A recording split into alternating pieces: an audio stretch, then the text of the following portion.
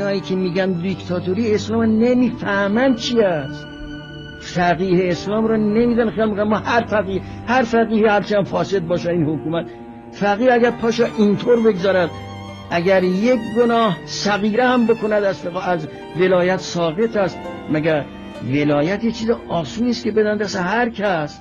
اینا که میگن که دیکتاتوری پیش میاد و نمیدونم این مسائل پیش میاد، اینا نمیدونن که حکومت اسلامی حکومت دیکتاتوری نیست. مذهب مقابل اینها ایستاده، اسلام مقابل دیکتاتورها ایستاده و ما میخواهیم که فقیه باشد که جلو دیکتاتورها را بگیرد، نگذارد رئیس جمهور دیکتاتوری کند، نگذارد نخست وزیر دیکتاتوری کند، نگذارد رئیس مثلا لشکر دیکتاتوری بکند، نگذارد رئیس ژاندارمری دیکتاتوری بکند. نه که میخوام دیکتاتوری درست کنیم. فقیه میخواد چه کند دیکتاتوری را؟ کسی که زندگی عادی دارد و نمیخواد این مسائل را دیکتاتوری برای چی میخواد بکند؟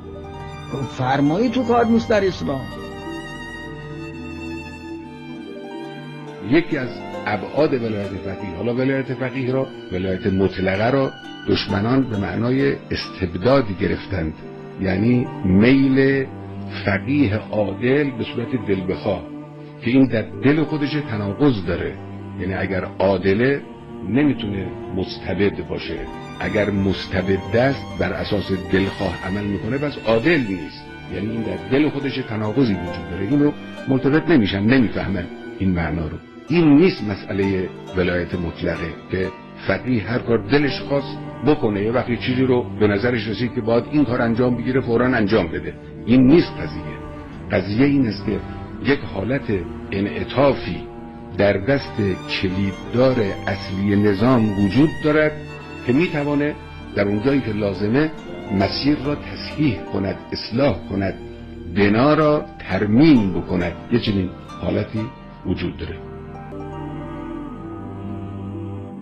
مسئله ولایت فقیه این نیست که فقیه خودش در رأس دولت مثلا قرار میگیرد، خودش میخواد عملا حکومت بکند و اجرا بکند. نقش فقیه در کشورهای اسلامی و بالاخره در یک کشور اسلامی که ملتزم و متعهد به اسلام است و اسلام را به عنوان یک ایدئولوژی پذیرفته است، نقش یک ایدئولوگ است، نه نقش یک حاکم.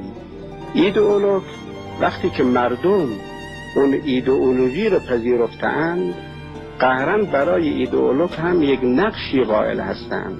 یعنی اوست که نظارت می کند بر این که این ایدئولوژی درست اجرا می شود یا درست اجرا نمی شود.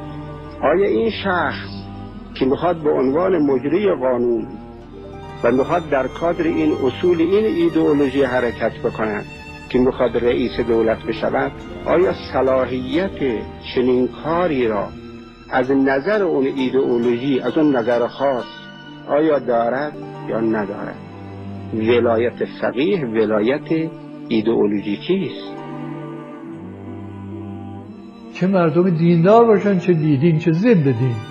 اون جایی که دسترسی به مرتبه اعلی نباشد به مرتبه نزدیکترش مورد. و وقتی ما دسترسی به امام معصوم نداشتیم باید به کسی مراجعه کنیم که اشبه به امام معصوم، اقرب به امام معصوم. در چی؟ قد و بالاش، شکل و قیافه؟ نه، در همون سه شرط. اون که اشبه باشه در اونی که شرط بود اشبه به او باشی. شرط بودن این سه چیز بود. احکام دین را بهتر بشناسه. خب اگر در حد امام معصوم نمیشناسه اقلا یک فقیه ممتازی باشه. اگر در حد عصمت نیست تقواش فوق العاده باشه. اگر درک مسائلش مثل امام معصوم نیست از اقران خودش بهتر باشه. اینا میگیم ولی فقیه. چشمتون وا کنید، دستتون به دست ولایت فقیه و مراجع تقلید. چرا؟ چون مراجع تقلید چون یا باید اعلم باشه، یعنی از همه علما سوادش بیشتره، یا اگر اعلم واقعی نیست بین چند تا باشن که در علم برترین ها هستن، یعنی لااقل 50 سال 45 سال درس خوندن و مطالعه کردن. دستتون تو دست کسی بذارید که 40 سال درس خونده، یا اعلم یا در مدار افرادی است که ممکنه یکی از اینا اعلم باشن. یک. دو، دستت بذارید کسی که هوس نداره، دستتون تو دست ولایت فقیه در بیارید، با دست بزنید دست کسی که سرتاپا هوسه، یا گاهی هوس داره، اگر سرتاپاش هوس نیست بیمه نیست. دستتون بزنید دست کسی که عادله. ولایت فقیه لازمه کسی بگه زنده باد مرده باد. اصلا اگر ولی فقیه یا مرجع تقلیدی یا خود ولی فقیه اگر یه دروغ بگه از عدالت میفته. اصلا خبرگان هم لازم نیست که دیگه برش دارن، خودش اتوماتیک مثل یخی که آب میشه باید گناه کبیره نداشته باشه. بعد وقت جامعه از همه گذشته 20 سال تجربه کافیه، 20 سالشون رهبری کرد. البته ما نمیتونیم بگیم مملکت ما بی عیبه، یه جاهایی عیب داره، ما هیچ کس معصوم نمیدونیم، ولی وقتی دستون به معصوم نمیرسه، کسی که عادل است، کسی که هوا و هوس نداره، کسی که باسوادترینه، دستون رو وردارین کفران نعمت دستون زین جای دیگه که 1001 مصیبت خواهید داشت. آیا شما اکثرا از مردم نمیشنوید که ولی فقیه اگه مشکلاتو میدونه قدرت هم که داره حل کنه دیگه؟ میدونید الان مردم چقدر بیجا انتظاراتی از ولی فقیه دارن؟ راحت مردم انتظار دارن ولی فقیه جای اندیشه مردم، جای فکر مردم به خرابی‌ها رو اصلاح کنه. درسته؟